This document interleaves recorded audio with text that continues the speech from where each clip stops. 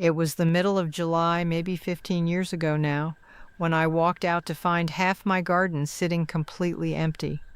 The spring peas were done, the lettuce had bolted, and I stood there looking at all that bare, warm soil thinking, well, that is it for another year. I pulled a few weeds, did some watering, and went back inside feeling like the growing season had passed me by.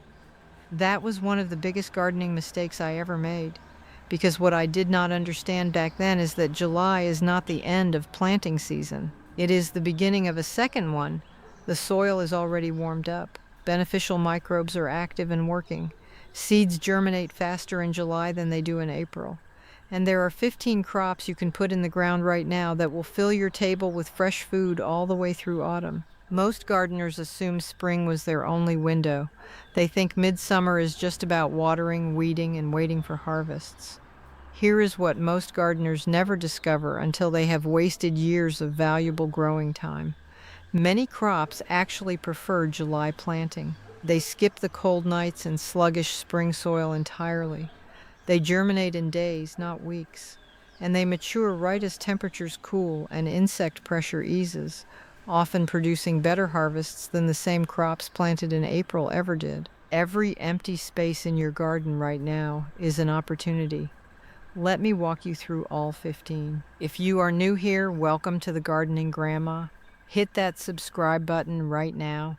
Let us get planting. Crop 1, bush beans. Bush beans are my first recommendation every single time someone asks about July planting. And the reason is simple. They love warm soil. They germinate fast, and they produce a real harvest in 50 to 60 days, which means a July planting feeds you well before the first frost arrives. Unlike pole beans, they stay compact and need no staking or trellis, making them one of the most low-maintenance crops in the summer garden. Here is what most gardeners never discover until the damage is already done. Bush beans also fix nitrogen in your soil while they grow, leaving the bed richer for whatever comes next. Pick the pods frequently while they are still slim and tender. The more you harvest, the more the plant produces. A single short row planted today can keep you in fresh beans for weeks. Crop 2, cucumbers. Cucumbers love heat the way most of us love a comfortable chair, and July gives them exactly that. The warm soil triggers quick germination, and once established, cucumber vines grow at a pace that genuinely surprises first-time growers. There is another advantage to a July planting that many gardeners overlook. You often sidestep the worst of the cucumber beetle and powdery mildew pressure that plagues spring plantings by midsummer. Your fresh plants go in clean and hit their stride just as conditions improve. My rule now is simple. Grow them vertically on a trellis. Better air circulation, cleaner fruits, and you can fit far more plants into a small space. Water consistently because cucumbers are mostly water themselves, and an uneven moisture supply produces bitter, misshapen fruits. Crop 3, zucchini. If you want to feel like an accomplished gardener in a hurry, plant zucchini in July.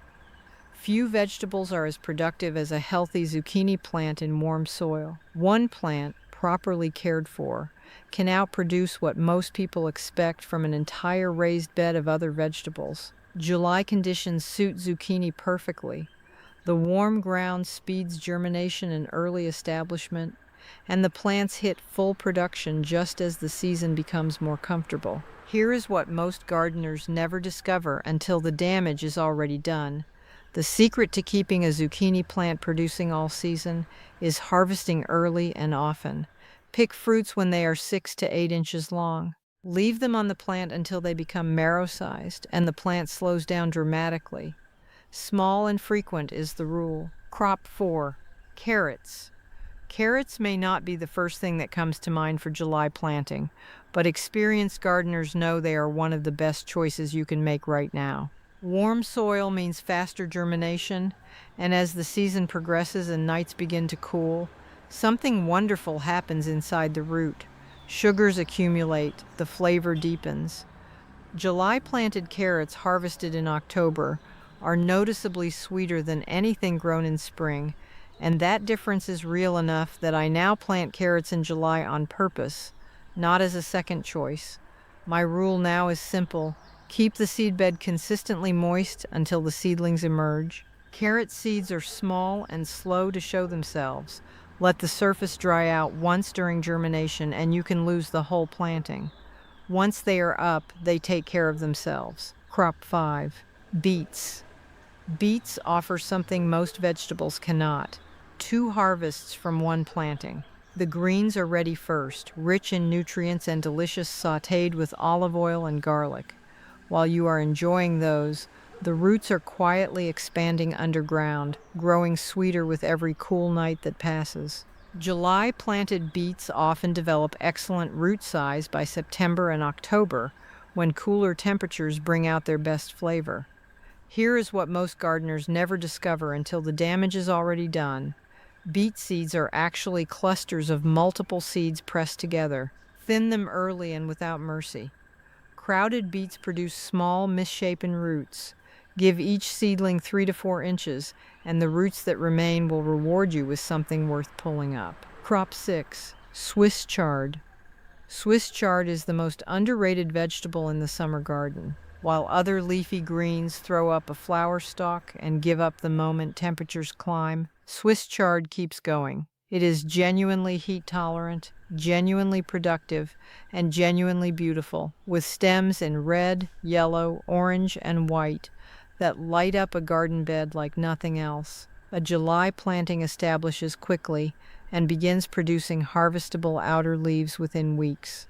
My rule now is simple: always harvest from the outside in. Remove the large outer leaves and leave the small center leaves to keep producing new growth. Managed this way, a single Swiss chard plant will feed you continuously for months, long after most other summer vegetables have finished. We are halfway through. Drop a comment below and tell me which of these crops you are planting first.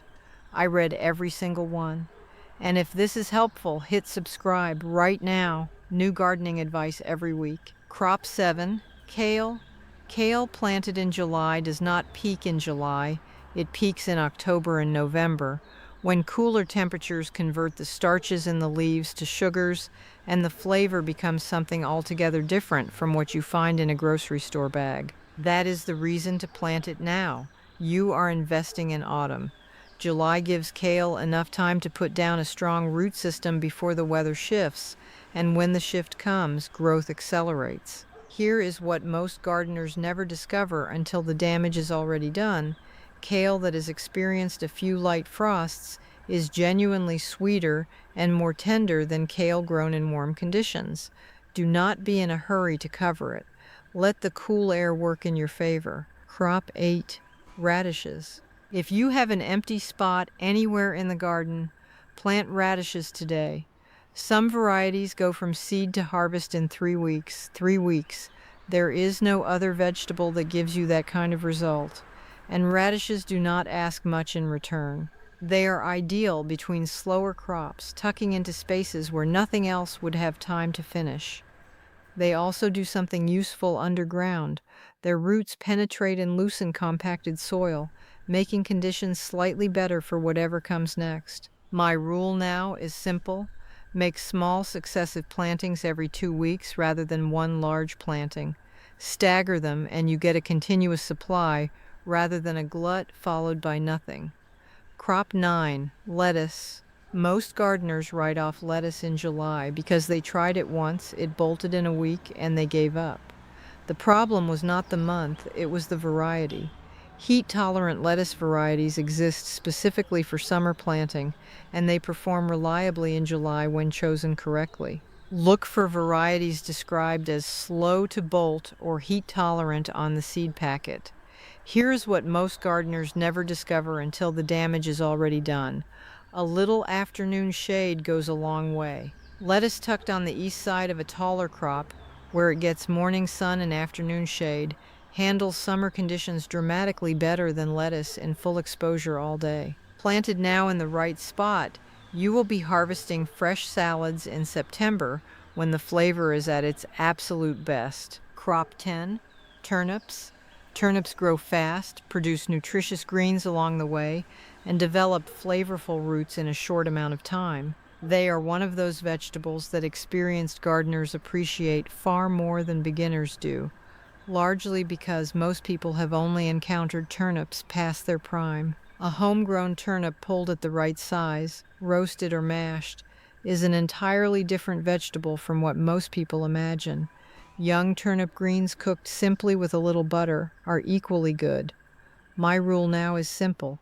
Pull turnip roots when they are 2 to 3 inches across. Wait longer and they become woody and bitter. July planting puts them in the ground at exactly the right time to harvest at their best in September. Crop 11.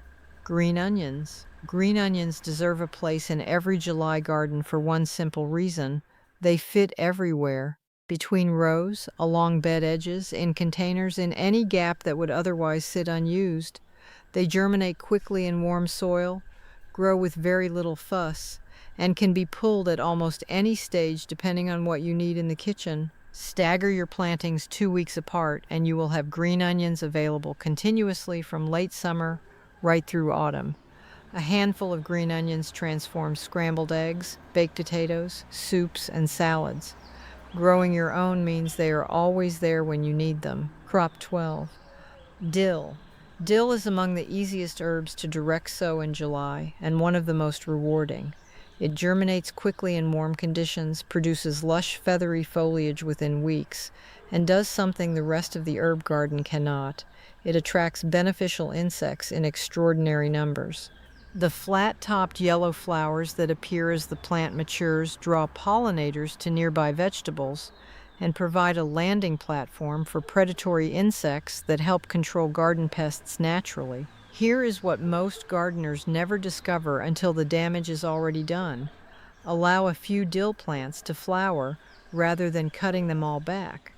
The benefit to the surrounding garden is worth far more than the extra dill you might harvest. Crop 13. Cilantro. Cilantro is notorious for bolting in summer heat, which is exactly why July is actually a smart time to plant it in many regions. A planting made toward the middle or end of July often matures as temperatures begin to moderate, giving you a window of steady production right when you want it most. My rule now is simple. Make small successive sowings 2 to 3 weeks apart rather than planting everything at once. If one planting runs to flower in a warm spell, the next is coming up right behind it.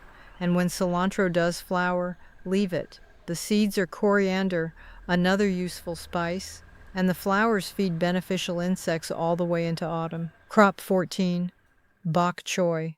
Bok choy is one of the fastest leafy vegetables available to a summer gardener.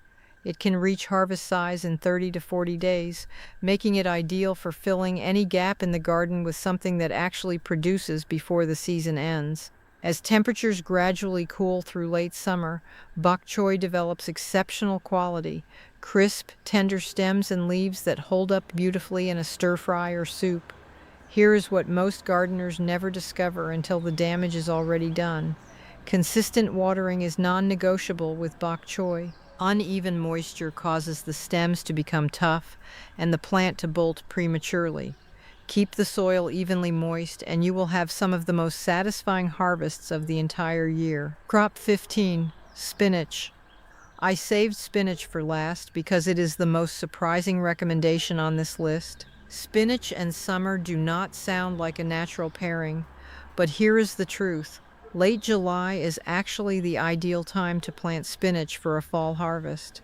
Seeds sown in the last week or two of July often germinate quickly in the warm soil and establish themselves before the season shifts. Then, as temperatures drop, spinach growth accelerates rather than slowing down. The leaves become sweeter, more tender, and more flavorful than anything you will find in a spring garden. Some varieties persist well into November and produce right up to hard frost. Few crops offer that combination of sweetness, nutrition, and late-season reliability.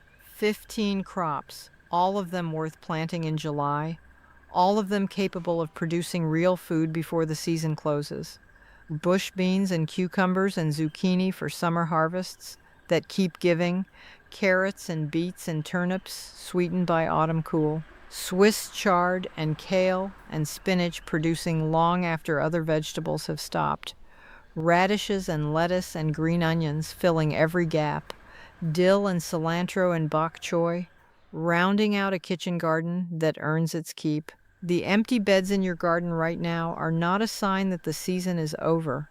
They are growing space waiting to be used. Grab your seeds, prepare those beds, and get something in the ground today. A few months from now, you will be grateful you did not let July pass without taking advantage of it. If this helped you think differently about midsummer planting, subscribe and share it with one gardener who has been looking at empty beds and wondering if it is too late. Tell them it is not. Until next time, happy gardening. Take care of yourselves and take care of those beautiful gardens of yours.